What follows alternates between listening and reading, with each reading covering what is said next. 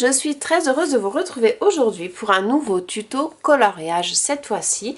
Donc c'est un coloriage que j'ai choisi issu du livre Noël féerique, donc de Johanna Basford, toujours parce que j'adore cette créatrice qui fait vraiment de super jolis dessins. Et donc du coup c'est la collection Marabout, donc j'aime beaucoup la qualité des collections Marabout. C'est un papier qui est très très blanc, très épais, qui résiste vraiment bien au crayon de couleur ou au feutre à l'eau, mais pas au feutre à alcool par contre. Donc j'ai choisi un coloriage un petit peu particulier parce que j'avais fait lors d'une autre vidéo, j'avais dit que je n'aimais pas du tout ce genre de motifs. Vous savez, c'est les feuilles qui sont complètement remplies de motifs. Et j'ai vu passer sur la page Facebook du coup de Johanna Basford, c'est Louise Stenman qui a fait un superbe coloriage. En fait, elle s'est servie du fond qui est très très imprimé et elle a créé en fait des gouttes d'eau dessus. J'ai trouvé que c'est vraiment très très beau. Donc je me suis dit pourquoi pas essayer de faire. Alors j'ai jamais fait, c'est ma première fois. Je vais vraiment être novice sur le sujet. Je me suis dit pourquoi pas faire un petit tuto pour partager avec mes petits abonnés. Donc je vous propose de voir vite fait le petit livre de Noël féerique de Johanna Basford. Donc c'est un livre qui a une couverture vraiment très très épaisse par rapport aux autres livres qu'elle propose. Là c'est vraiment une couverture en carton, rigide, très agréable, avec une très jolie finition au niveau des encres un petit peu dorées sur la couverture. Donc c'est un livre qui mesure au niveau des dimensions 25, un peu plus de 25 cm sur 25 cm, voilà, 25,5 sur 25,5, et qui est vraiment, voilà, qui a toujours une très jolie finition qui correspond donc à Johanna. Donc je vais vous proposer de le découvrir vite fait pour que vous puissiez avoir un petit aperçu de ce livre. Vous trouverez en description, dans ma barre de description de YouTube, le lien si jamais ça vous intéresse d'aller le commander. C'est sur Amazon, c'est à tout petit prix et c'est vrai qu'il est très très agréable. Donc là vous avez le petit cerf, ensuite vous avez une couronne comme ceci. Donc c'est ce que je disais au niveau du papier, vous avez toujours un motif et de l'autre côté vous avez en fait ce format de dessin. Hop. Et c'est ce format de dessin qu'on va exploiter ensemble pour pouvoir faire un joli rendu avec des gouttes d'eau. Donc ensuite vous avez un joli sapin, une petite biche dans un style de mandala.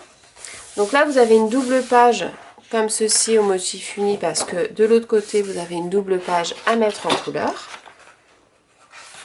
Ensuite vous avez la maison de pain d'épices avec les petits bonbons, le petit ours polaire, la jolie étoile, un petit fouillis, très sympa à colorier aussi ça. Donc les casse-noisettes, pardon, à chaque fois je dis castagnettes, les casse-noisettes, pardon, pour lequel j'ai fait un tuto, je sais plus, je crois pas. Donc j'ai commencé, il en reste 2. Hop. Celui-ci aussi qui est très sympa pour jouer avec la symétrie.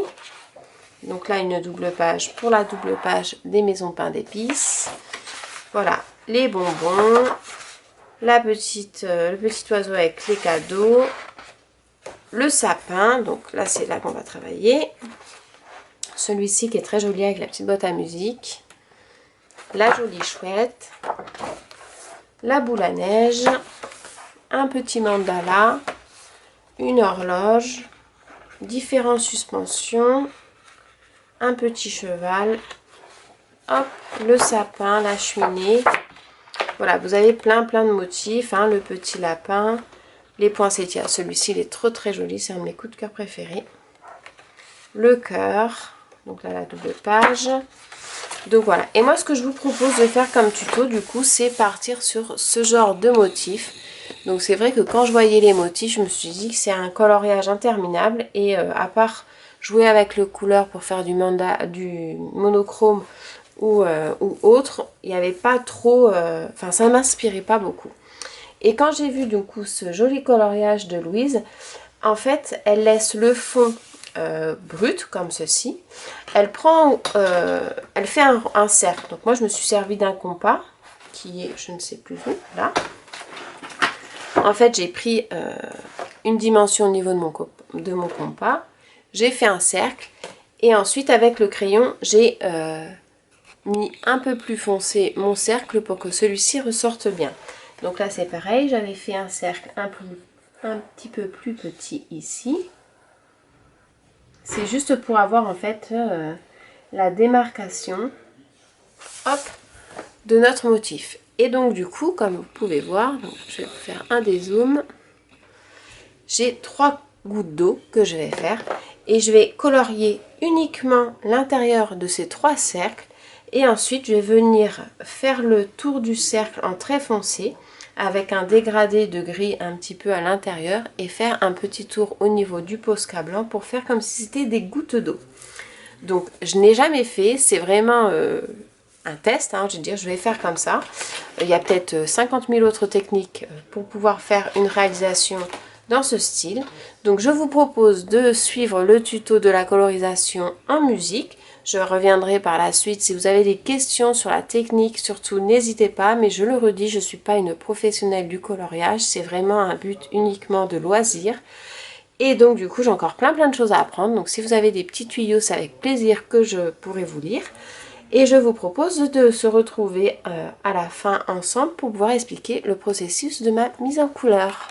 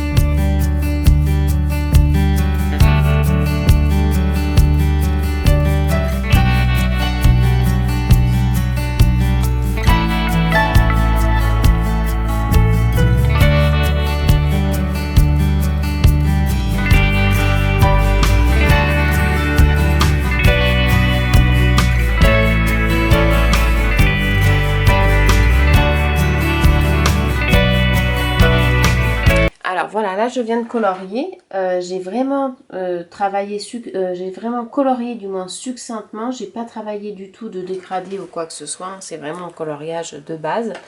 C'était vraiment pour pouvoir avoir la forme ronde coloriée, mise en couleur, pour pouvoir travailler l'effet de ma goutte d'eau.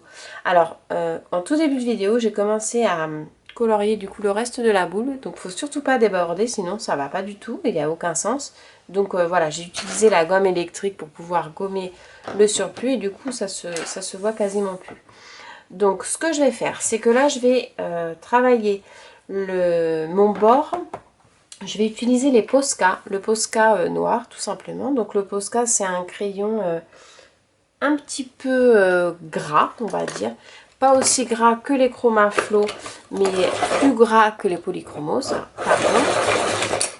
Je taille correctement donc le taille-crayon que j'utilise. Alors pareil, ça je vais vous faire un petit zoom dessus.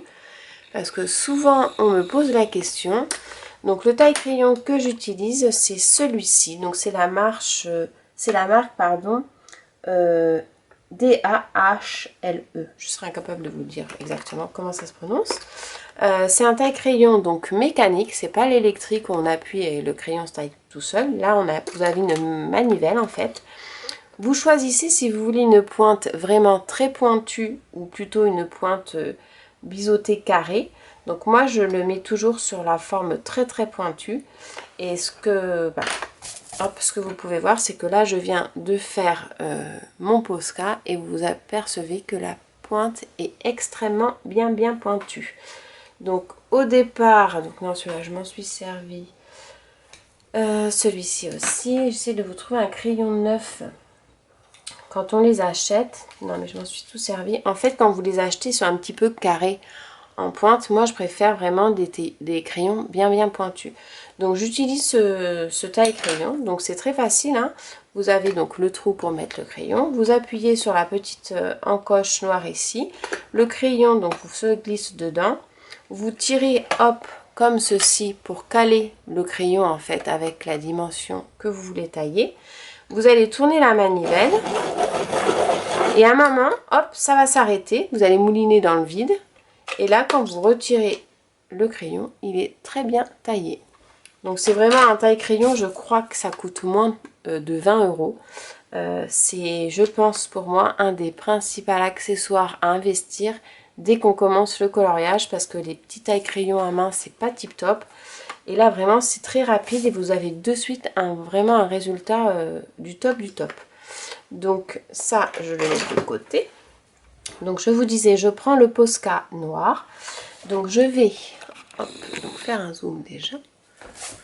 Faire le tour en noir, donc bien prononcé.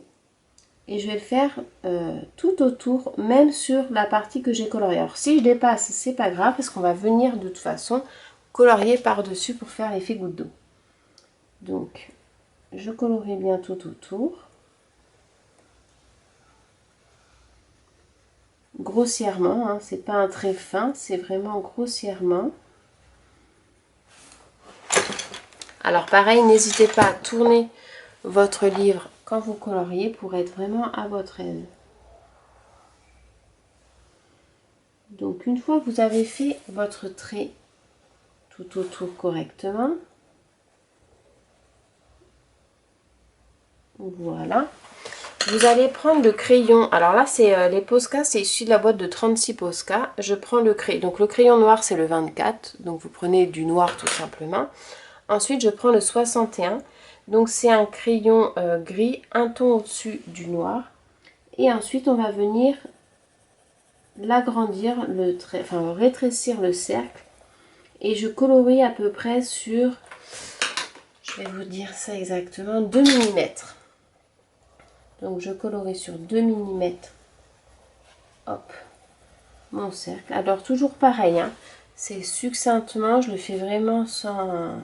J'appuie un peu plus vers l'extrémité du cercle.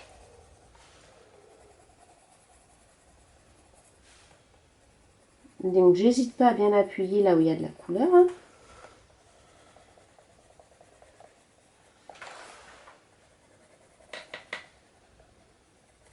Voilà. Donc vous voyez, déjà ça commence à démarquer le... Et ensuite je vais prendre le numéro 28 qui est beaucoup plus clair.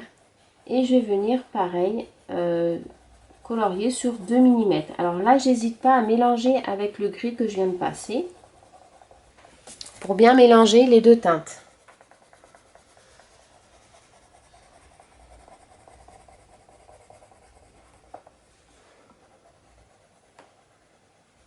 Et comme ce sont des crayons de couleur assez gras, ils se mélangent vraiment très bien entre eux. Ça, c'est vraiment un atout des Posca, c'est que ça se mélange vraiment très bien entre eux. Donc, hop, voilà. Vous voyez un petit peu, j'ai fait donc mon gris clair que vous voyez ici, le gris clair, le gris moyen et le trait noir. Et là, ce que je vais faire, c'est que je reprends le noir et je vais venir agrandir un petit peu le trait. Alors là, c'est je prends mon crayon au plus loin, vous voyez. Je le prends pas comme ça, je le prends vraiment plus loin. Et je vais venir, hop, faire un petit peu le tour que je vais agrandir au niveau de mon cercle. Donc pareil, c'est sur à peu près, je vais éteindre ça avant de mettre le feu. Je l'agrandis le cercle, on va, enfin je le rétrécis plutôt. C'est une démarcation sur 1 mm, on va dire à peu près.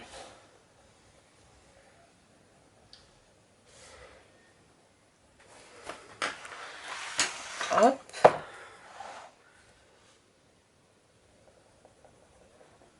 Donc pareil, je le prends bien loin pour pas appuyer de trop.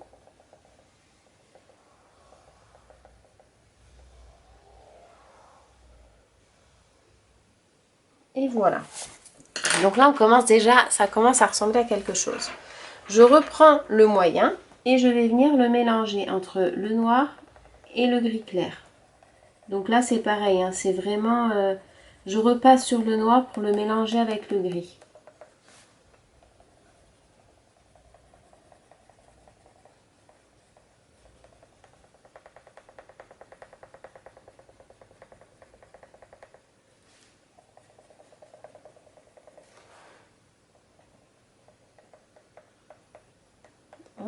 Voilà. Et là, je reprends le plus clair et je tourne. C'est pour... En fait, c'est un petit peu comme le blender. C'est pour avoir, pour bien mélanger les crayons entre eux et pour avoir une jolie, un joli dégradé en fait entre les trois gris. Donc là, je vais le laisser comme ceci. Et ensuite, je vais venir m'amuser à faire des traits blancs. Alors, ce que je peux faire, c'est par rapport à la luminosité qui est sur la goutte d'eau, c'est que je peux m'amuser, on va dire, à le faire un peu plus épais ici. Donc, hop, je rajoute un petit peu de gris un peu plus foncé par là. Et par là. Mais pareil, vous voyez, je fais toujours dans la forme du cercle. Alors, si vous voulez le faire, ça, pour pas vous tromper trop, vous prenez là où vous avez déjà la couleur, ça vous permet de ne pas trop vous tromper. Je reprends donc le plus clair et je blinde l'ensemble, tout simplement. Et voilà, ça vous permet, vous voyez, d'avoir un petit peu d'effet dans la bulle. Et ensuite, donc, je vais prendre le Posca blanc, qui doit être par là. Hop.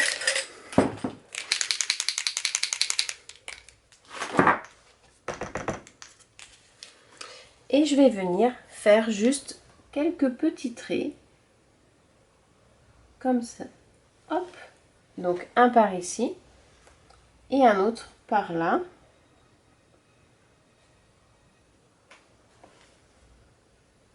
Voilà. Et donc, quand on regarde de plus loin, entre guillemets, voilà, ça fait un petit effet goutte d'eau. Alors en fait, voilà, tout est sur la délimitation de la bulle. Là, je pense que ce que j'aurais pu faire, parce que bon, c'est la première fois que je le fais, c'est ici en fait, le faire un petit peu plus fin là et là. Et comme ça, les parties qui étaient un peu plus épaisses, c'était ici. Donc ce que je vais faire, c'est que je vais refaire celui-ci pour voir la comparaison. Donc je vais le colorier hors vidéo, comme ça on va, enfin c'est quoi pour ce qu'il y a à faire, je vais le faire en vidéo. Et après je vais faire le même système mais en rétrécissant sur les côtés pour voir.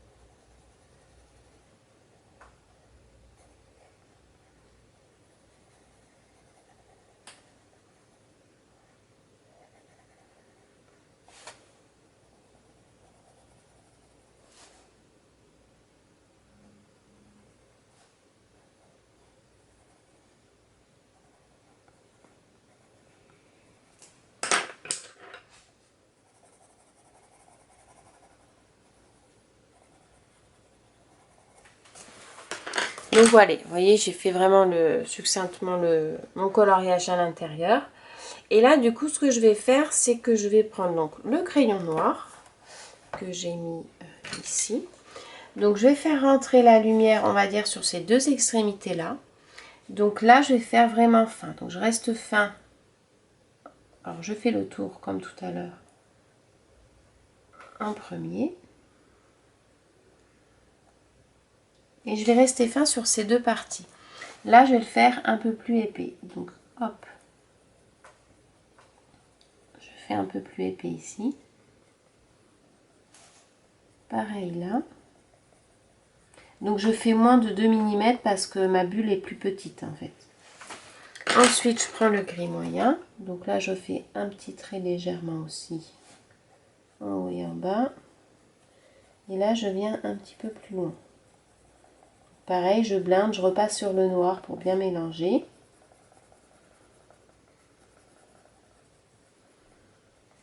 Et après, je prends le blanc, hop, pour faire tout le tour. Alors après, si vous n'avez pas de gris clair, vous pouvez prendre un crayon blanc. Ça fera la même chose. Voilà. Alors, on va accentuer davantage ce côté-là. Alors, je vais me mettre comme ceci. Je vais vous faire le zoom. Je vais me faire, hop. J'accentue davantage le côté noir, là. Je reprends le gris.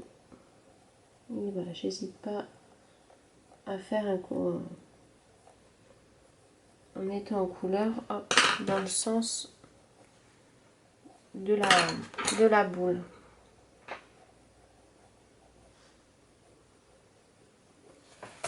Et ensuite, du coup, je prends le Posca, je repasse. Alors, je vais juste faire ici.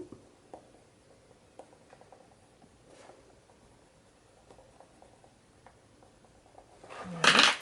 Je prends le Posca. Voilà, de ce côté-là. Et voilà. Et là, vous avez une autre bulle. Donc, en grand, ça vous fait comme ça. Alors, quand vous avez tout votre dessin, donc là, je suis partie sur des ronds. Mais en fait, je peux, si je veux, je peux carrément faire une tache. Et après, c'est à moi de jouer avec le Posca et la délimitation de mon crayon noir. Donc voilà ce que ça donne. Je trouvais que c'était sympa comme exercice de colorisation à faire, notamment sur ces pages-là, parce que sur ce livre donc de Noël féerique de Johanna, vous avez le coloriage. Donc ici vous avez le coloriage et de l'autre côté de la page, vous avez toujours des motifs en fait, des faux unis entre guillemets, qui reprennent tout le temps le même petit motif. Et alors c'est des petits dessins. Donc là par exemple ce sont des paquets cadeaux. Donc pareil, hein, on peut s'amuser à en faire une grosse. On colorie que l'intérieur donc de la bulle comme ceci. Et l'extrémité, on s'amuse à faire quelque chose de plus foncé avec des touches de Posca pour faire style des gouttes d'eau. Donc je pense, là je suis partie sur deux bulles qui sont un petit peu petites. Je pense que si vous avez une bulle qui est un peu plus grande, donc vous aurez davantage de couleurs, ça ressortirait davantage. Donc voilà, je pense oui, si on fait quelque chose de beaucoup plus grand, vous aurez plus de couleurs et donc automatiquement l'effet se fera davantage prononcé. Donc c'était un test, je trouve que c'est pas mal. Je vais m'amuser à faire, alors peut-être avec, vous voyez, si vous prenez les motifs des cadeaux, vous avez peut-être plus de cadeaux à colorier dans une bulle. Donc par exemple, vous pouvez très bien le faire comme ça. Donc je prends directement le crayon noir. Soit je fais un cercle ou après je peux faire tout simplement une tache, hop, comme ceci. Je vais davantage la prononcer. Et après vous coloriez vraiment totalement l'intérieur avec les petits cadeaux et tout ça. Vous avez davantage de couleurs. Vous pouvez prendre des couleurs un peu plus flashy également.